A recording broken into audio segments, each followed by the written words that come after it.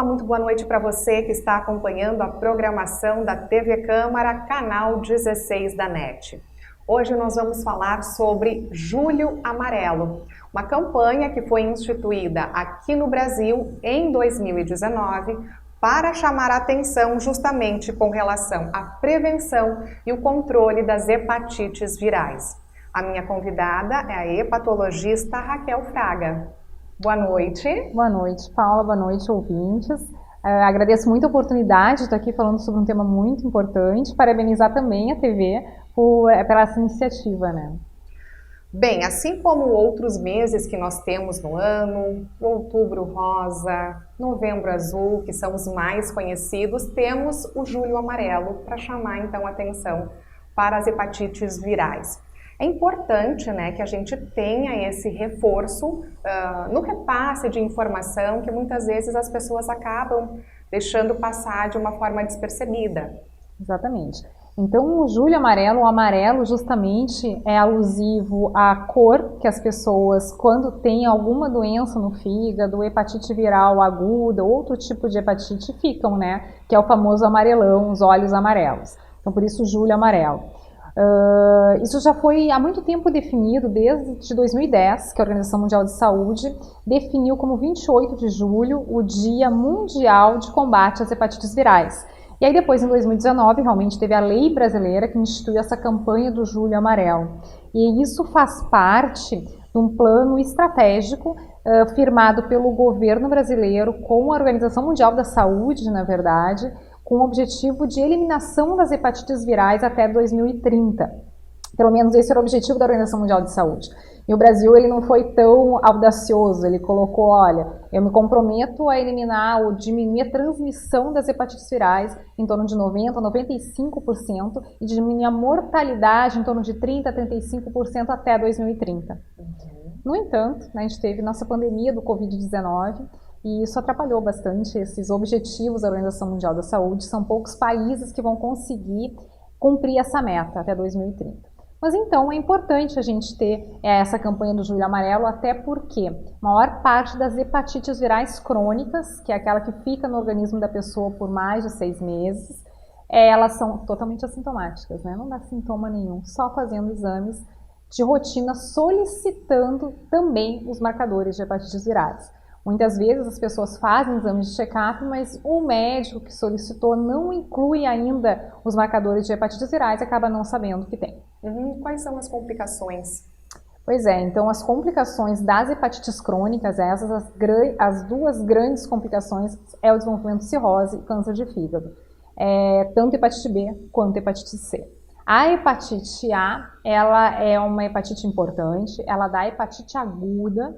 Pode ter 1% dos adultos com hepatite A aguda pode desenvolver insuficiência hepática aguda grave, necessitando de transplante hepático, mas não dá cirrose, não dá câncer de fígado, porque o vírus da hepatite A só dá hepatite aguda, não dá hepatite crônica, não fica permanecendo no organismo das pessoas por um longo período. Mas é importante conhecer ela e fazer vacina. A gente tem uma cultura no Brasil que só se vacina as crianças, né? A gente esquece que os adultos também têm que ser vacinados. Então, a gente tem muitas pessoas adultas que não estão protegidas para hepatite A. E agora teve em 2 semanas, 2 pacientes adultos que com quadro de hepatite A aguda, né? Que poderia ter sido podia se prevenir através de uma vacinação. Então, é importante cuidar e não correr o risco de ter uma hepatite fulminante, né? Pois é, para nós leigos, que não somos da área médica, digamos assim, a gente escuta hepatites virais. Sabemos que tem hepatite A, hepatite B, hepatite C. Antes de iniciarmos a gravação do programa, a doutora estava me falando que também tem a hepatite D, né? Mas qual é a diferença, né? De que forma que são transmitidas cada vírus? Quais são as complicações, o que compromete no nosso organismo, porque apesar de ser hepatite, não é a mesma coisa, né? Tanto a A, B ou a C ou a D agora também. Quando a gente fala em hepatite, tudo que é it na medicina é inflamação, né? Então a hepatite é uma inflamação do fígado. Existem diversas causas de inflamações no fígado ou de hepatites. e uma delas são as hepatites por vírus. E os vírus conhecidos, que são chamados os vírus que a gente chama de hepatotrópicos, que é aquele vírus que afeta principalmente o fígado, são esses que você acabou de citar, o A, o B, o C, tem o D, tem o E. Mas existem outras infecções virais que também podem dar hepatite, por exemplo, citomegalovírus, o Epstein-Barr, que dá a mononucleose infecciosa, que a gente vê com uma certa frequência, especialmente em crianças, e aí vai, existem mais de 100 vírus que podem causar hepatite. Mas quando a gente fala em hepatites virais e combate às hepatites virais e a conscientização das hepatites virais, a gente está falando desses vírus hepatotrópicos, o A, B, C, o D também. A hepatite D ainda é muito negligenciada no Brasil, isso que eu estava comentando, porque o vírus hepatite D é um vírus incompleto. Para a pessoa contrair o vírus hepatite D, ela tem que ser infectada pelo vírus da B, porque o vírus D precisa do vírus B para se reproduzir, digamos assim. E no Brasil a gente não tem o teste da hepatite D com facilidade. Então, o Sistema Único de Saúde não fornece esse teste para nós. Então, é muito complicado a gente fazer rastreamento de uma hepatite D em todas as pessoas que são infectadas por vírus de hepatite B.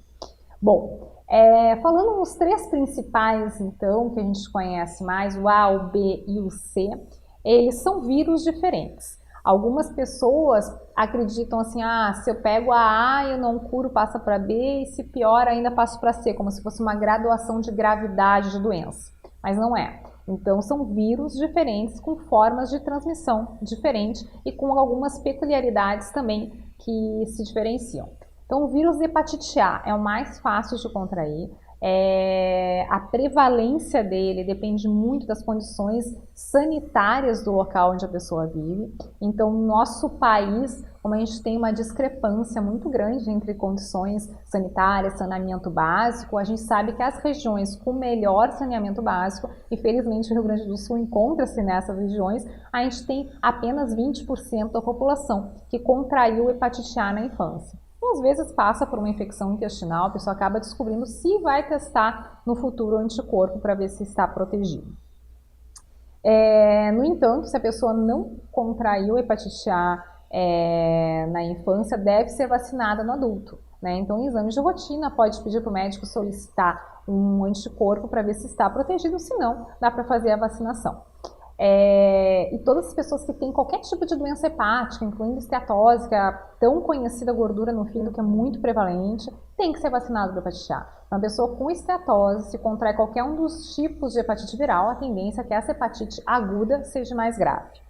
E a hepatite A, então, se transmite através de alimentos contaminados. Dentro desses alimentos, os frutos do mar e peixes aparecem como um potencial fonte transmissora, porque é um produto alimentício, né? O peixe com muito conteúdo de água. Então, se esses animais estão vivendo numa água contaminada com vírus, eles transmitem se forem mal cozidos, né? E aí se transmite através de talheres compartilhados com uma pessoa que está infectada, através de água contaminada, como eu comentei, e é basicamente isso. A gente diz que a hepatite A tem uma transmissão fecal-oral.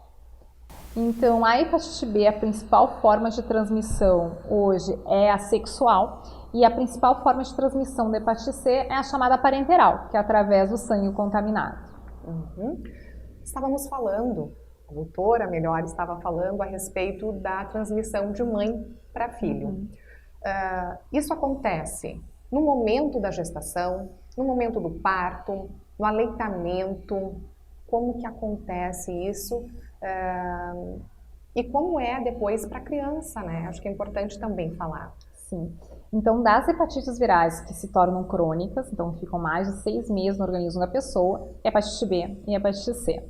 As duas podem ser transmitidas de mãe para filho. A hepatite C, o risco de transmissão materno-fetal é bem baixo. É em torno de 5%, tem alguns estudos até 15%, e geralmente é mais alto esse risco se a mãe também é infectada com HIV, por exemplo, né? Que aí é mais fácil a transmissão. Em relação ao vírus de hepatite C, não se sabe exatamente em que momento que é transmitido esse vírus para o bebê, e a gente não tem nenhum tipo de forma de reduzir essa transmissão. Inclusive, não é indicado cesariana pela infecção da hepatite C. A hepatite C não é uma indicação de parto cesáreo, diferente do HIV, no HIV Não se acredita que a transmissão da hepatite C se dê por amamentação também, no caso desse vírus. Então, uma mãe que seja contaminada com o vírus da hepatite C, ela pode amamentar, pode ter parto normal. E, infelizmente, o bebê vai ter que fazer o rastreamento, o acompanhamento depois com o pediatra, repetindo exames para ver se contraiu ou não o vírus da hepatite C. E se contraiu, vai ter que tratar no momento oportuno. Por isso que a gente sempre diz, como a gente não tem como reduzir o risco de transmissão da hepatite C, hoje em dia, diagnosticou hepatite C é igual a tratar. Então, a gente trata todo mundo. Mulheres em idade fértil que pretendem engravidar, quando a gente faz aqueles exames pré-concepcionais, então antes de engravidar tem que incluir hepatite C. E se tiver hepatite C, a gente recomenda tratar antes de gestar, para não ter esse risco de transmissão. E o tratamento durante a gestação? Essa é uma dúvida, a gente não tem essa resposta ainda. Então, hoje em dia, a gente ainda não trata hepatite C na gestação. Mas o que a gente acredita que seja mais por falta de experiência com esses medicamentos na gestação. Ninguém testou esses medicamentos na gestação. Mas a impressão que a comunidade dos hepatologistas, dos infectologistas tem, é que daria para ser tratado. Mas, por enquanto, a gente não trata a C. Já a B é um pouco diferente, né? A B, por outro lado, é uma hepatite que não tem cura, então a gente não tem como curar uma pessoa com hepatite B, a gente tem como controlar a doença. Sempre é importante, sim, mulheres em idade fértil fazer o teste da hepatite B, se tiver carga viral alta, tratar para diminuir o risco de transmitir essa hepatite B na gestação. Bom, se a mulher já se descobriu gestante e no pré-natal teve um diagnóstico de hepatite B, a gente tem que ver a carga viral, conforme o nível de carga viral se dá antiviral no último trimestre da gestação. E é muito importante que o bebê receba a vacina no momento do nascimento e há também a imunoglobulina, que é aquela imunização ativa, que na verdade ele recebe anticorpos já da hepatite B. E aí o risco de contrair a hepatite B é muito baixo, nesse caso, desde fazendo o acompanhamento. E a transmissão da hepatite B se acredita que seja mais no momento periparto, no último trimestre da gestação, durante o parto, nos primeiros anos de vida, quando é de mãe para filho. Mães com hepatite B podem também amamentar, até porque o bebê já vai ter feito a vacina e a imunoglobulina no momento do nascimento. A doutora Raquel estava falando a respeito desse período da mulher na idade fértil, mas a hepatite ou alguma hepatite viral pode influenciar ou pode atrapalhar a questão da fertilidade da mulher? Isso não parece que não, né? Parece que as hepatites virais, elas não diminuem a fertilidade da mulher. Isso, então, em princípio, não tem essa relação. E nem aumenta risco de outras malformações na criança, assim como a gente sabe, por exemplo, da rubéola, né, na gestante. Nós vamos fazer então um rápido intervalo e no próximo bloco do Câmara Saúde retornamos falando sobre Julho Amarelo e as hepatites virais. Fique conosco.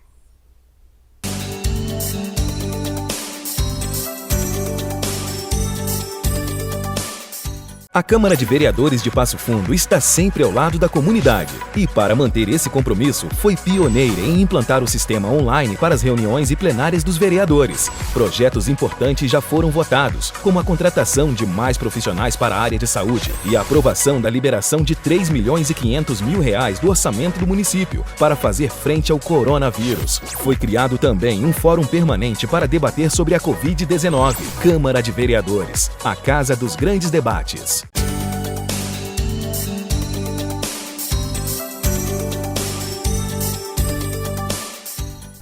O programa Câmara Saúde está de volta e a pauta de hoje é o Julho Amarelo, que é o mês de combate às hepatites virais. A minha convidada é a hepatologista Raquel Fraga. Doutora, então neste bloco acho que a gente pode iniciar falando sobre prevenção. Falamos das diferenças, de formas de diagnóstico, sobre transmissão, mas e como se prevenir então? Uma das formas mais efetivas da gente prevenir hepatite A e B, que são as as hepatites que possuem vacinas, é ser vacinados. Tanto hepatite A quanto hepatite B, as vacinas estão no calendário da criança, então todas as crianças que seguem o calendário vacinal vão estar protegidas já. mas adultos que não foram vacinados devem ser vacinados. O calendário da hepatite B do sistema público entrou para crianças faz pouco mais de 15 anos, então muitos adultos não foram vacinados na infância para hepatite B, então é importante isso.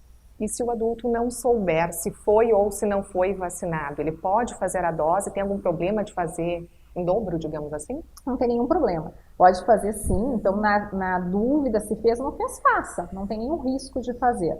A única questão é que muitas pessoas que têm hepatite B e não sabem, porque a hepatite B crônica ela costuma ser assintomática, vão fazer a vacina, acham que estão protegidos e, na verdade, já tinham hepatite B antes da vacinação. Então, isso também é uma questão importante. Se não sabe que fez a vacina ou não, teste antes. Vai no posto de saúde, faz aquele teste rápido para hepatite B e C, vê se tem hepatite B. Se não tem, faça a vacina. Essa é a forma boa assim, de prevenção. Então, basicamente é isso. Se a gente for pensar em pessoas que não estão vacinadas para hepatite A, eu queria que todo mundo tivesse, né? Mas pessoas que não foram vacinadas para hepatite A, a melhor forma de transmissão, prevenção, desculpa, através de cuidado com alimentos, cozimento adequado dos alimentos, ver a procedência desses alimentos, né? De preferência não consumir alimentos frescos, sem saber a procedência, é um pouco difícil hoje, até quando a gente pensa em sushis, né? Muita gente gosta de sashimis, sushis, que são frutos do mar e são peixes crus, né? Então, dependendo de onde consumir, pode contrair a hepatite A. Então, hepatite A basicamente é isso, e fazer a vacinação sempre. Hepatite B e C, a B tem vacina, a C não tem. E aí é o principal questão de prevenção. Hepatite C, basicamente, prevenção, a principal forma de transmissão é a parenteral, então, por exemplo, cuidar com materiais perfurocortantes não serem compartilhados. Isso a gente fala bastante dos kits de manicure, né, principalmente alicates de unha. Agulhas, não compartilhar agulhas, isso muito difícil aconteceu atualmente, apesar de ainda em grupos de usuários de drogas endovenosas acontece. Então, a gente sempre tem essa questão de orientar para não ter o compartilhamento de agulhas ou materiais perfurocortantes, locais de colocação de piercing, por exemplo, de ter sempre material esterilizado, não reutilizado. Quando a gente fala em kits de manicure, o ideal sempre é ter o seu kit de preferência, mas se for em algum local e usar o kit do local, que seja um local que tenha autoclave, porque aquelas estufinhas só de aquecimento não são suficientes para matar o vírus. Em termos de relação sexual também, é importante o uso de preservativo, não só para a prevenção das hepatites virais, mas de todas as doenças sexualmente transmissíveis. E a gente sabe, por um índice de pesquisa, que muitas pessoas atualmente não usam preservativo em relações sexuais, mesmo com pessoas que não tenham um relacionamento estável. Essas são as principais formas de transmissão, além do pré-natal, que a gente já comentou no bloco anterior, que é importante. Falamos, então, sobre quadro clínico. A gente falou logo no início do programa do amarelão, né? Mas é importante também a gente reforçar isso. Então, a hepatite aguda, quando a pessoa contrai qualquer uma dessas hepatites que a gente está falando e tem sintomas, o sintoma vai ser basicamente fadiga, dor muscular e os olhos amarelos. Quando a gente fala em olhos amarelos, que é o branco do olho amarelo, muitas pessoas, às vezes, quando ficam pálidas, sei lá, passou mal, teve vômito, uma diarreia, fica com palidez cutânea e confunde com amarelão. Mas esse amarelão que eu tô falando deixou o olho amarelo, é urina escura, tipo chá preto ou Coca-Cola. Então, é importante cuidar isso. Isso é um sintoma da hepatite. E febre baixa, tá? Basicamente é isso. Dor abdominal é muito pouco. Isso é hepatite aguda. Mais fácil de diagnosticar se a pessoa tem sintoma. A hepatite crônica, que é o grande foco dessa campanha do Julho Amarelo, que é a hepatite B e C, que ficou mais de 6 meses no organismo da pessoa, geralmente elas são totalmente assintomáticas, a pessoa não sente absolutamente nada. Vai ter sintomas quando a pessoa já desenvolveu uma falência hepática, cirrose ou até câncer de fígado. Então, o objetivo dessa campanha é justamente as pessoas serem testadas para as hepatites virais e conseguir diagnosticar antes de terem sintomas. Esse é o grande foco. Os sintomas que nós conhecemos, muitas vezes do ponto de vista leigo, como sendo do fígado, que inclui comer, ter dor de cabeça, náusea, vômitos, mal-estar, que a gente escuta muito, estou com uma crise do fígado ou ataque do fígado, geralmente são sintomas digestivos ou até crises de enxaqueca desencadeadas por alimentos e não quadro de dano hepático. Então a pessoa diz, como é que eu tenho cirrose? Muitas vezes a gente chega no consultório e diz, como é que eu tenho cirrose por hepatite se eu nunca senti nada? Porque é assim. Então isso é bem importante. Tratamento, doutora? Pois então, para as hepatites agudas em geral, se recuperam sozinhas. Então a gente diz que o tratamento é de suporte. Então, hidratação, repouso relativo, não precisa ficar deitado na cama, mas não fazer atividade física estimulante, não participar, por exemplo, de uma maratona quando está com hepatite aguda. E é isso, e o fígado tende a se recuperar. Nas hepatites crônicas, o tratamento inclui terapia antiviral. Na hepatite B, infelizmente, a gente não tem cura, mas a gente tem controle da doença. E hoje a gente tem alguns critérios bem definidos de indicação de tratamento. Porque se a pessoa já tem uma hepatite B, que está controlada espontaneamente com as defesas imunológicas dela, a gente não trata. A gente queria tratar e eliminar o vírus, mas a gente não tem essa possibilidade, porque é um vírus um pouquinho diferente, é um vírus DNA, e quando ele entra no organismo, ele acopla, ele liga o DNA, então o código genético desse vírus dentro do código genético da célula do fígado, e isso a gente não consegue eliminar do nosso organismo. Já a hepatite C, apesar de ela ser muito temida, ainda, ela tem cura, é um tratamento fácil de fazer, um comprimido por dia por 3 meses, então é 12 semanas, é um pouquinho menos de 3 meses, e a pessoa fica praticamente 100% de chance de ter cura. E cura real, não vai se incomodar, então é muito tranquilo, um tratamento com muito poucos efeitos adversos. Diferente da década passada ainda, que a gente tinha um tratamento muito pesado para hepatite C, com pouca efetividade e muitos efeitos adversos. Então hoje a gente está numa tranquilidade no tratamento da hepatite C. E era justamente isso que eu ia lhe perguntar. Efeitos colaterais no tratamento. Então, quais podem aparecer, né? A maior parte das pessoas que usam tratamento tanto para hepatite B quanto para hepatite C chega e dizem assim, parece que não estou tomando nada. Ou seja, um tratamento muito bem tolerado com poucos efeitos adversos. Tanto um quanto o outro, principalmente da hepatite B, que é mais a longo prazo, pode dar um certo desconforto no estômago, um pouco de náuseas, algumas pessoas podem ter alterações nos ossos, algumas alterações renais, dependendo do medicamento que se usa, mas geralmente são leves, né? A gente não costuma ver eventos adversos graves no dia a dia, apesar de poder acontecer, então tem que manter o acompanhamento por causa disso. Na hepatite C é muito, muito, muito difícil a gente ter efeito adverso significativo, mas pode passar, tem um pouquinho de desconforto, um pouquinho de dor no corpo, mas é muito leve, tende a passar nas primeiras semanas de uso. Assim. Mitos. Quando a gente estava conversando, a gente iria falar a respeito das hepatites virais, eu perguntei para a doutora, porque hoje ainda existem mitos em torno, desse tema. Do fígado em geral tem mitos. Eu ia ressaltar os mitos, foi um que eu falei dos sintomas, que os sintomas que a gente conhece como sendo ataque do fígado, não é do fígado, são sintomas digestivos, o fígado não costuma dar sintomas na hepatite crônica. A gente sempre fala e repete que o fígado sofre silenciosamente justamente por isso. Um outro mito que chás e xaropadas vão ajudar o amarelão. Isso é extremamente frequente, então quando tem alguém com icterícia, que é o amarelão, ter algum parente, algum amigo, algum conhecido que tem algum remédio caseiro, alguma xaropada para o fígado. Se a gente vê acontecer o uso disso no dia a dia, e muitas vezes as pessoas querendo ajudar, acabam piorando, fazendo com que um fígado já sensibilizado, já doente, tenha que trabalhar mais e ainda tem o risco de toxicidade hepática por esses chás. Então, cuidar bastante com isso. Esses são 2 grandes mitos que me passa agora na cabeça. Não sei se você conhece algum mais assim que venha. Eu acho que basicamente é isso mesmo, né? Com relação à doação de sangue, então, quem tem ou quem já teve hepatite viral pode doar sangue? É seguro? Quem vai receber o sangue e tem hepatite viral Acontece da mesma forma? Tem algum cuidado a mais? Então, quem tem ou teve hepatite B e C não pode doar sangue nunca mais, por questão de segurança.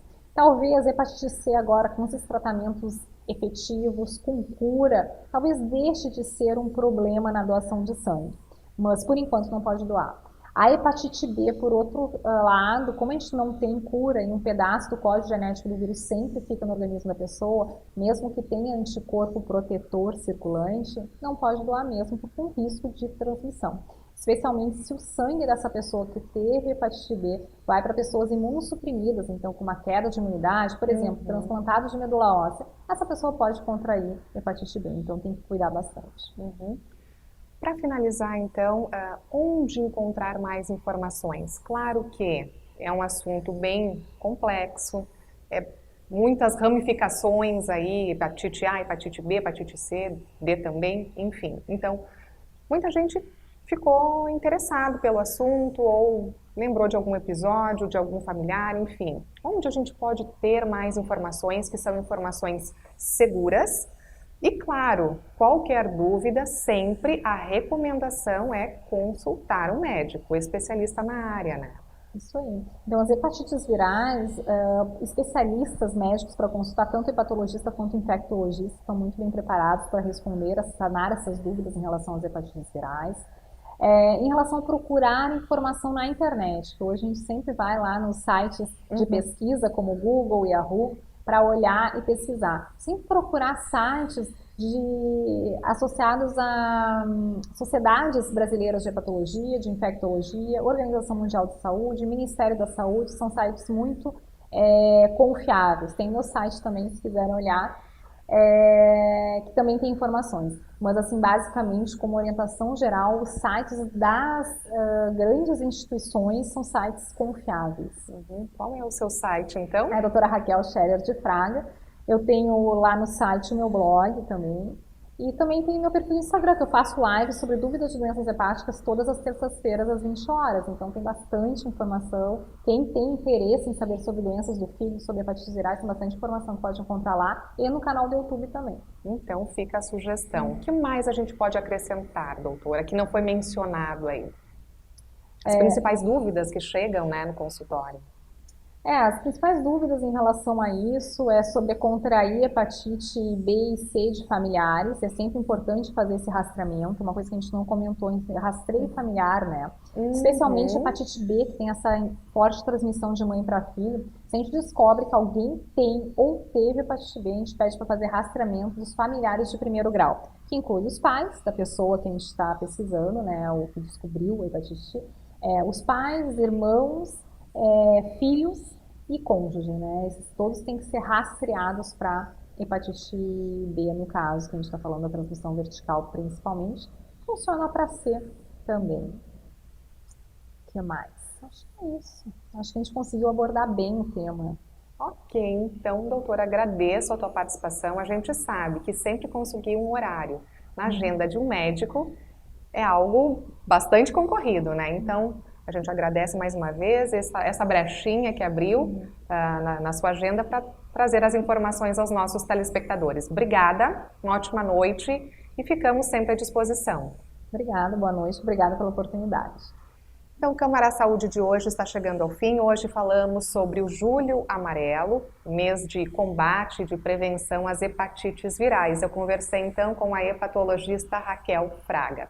Uma ótima noite e obrigada também a você pela companhia.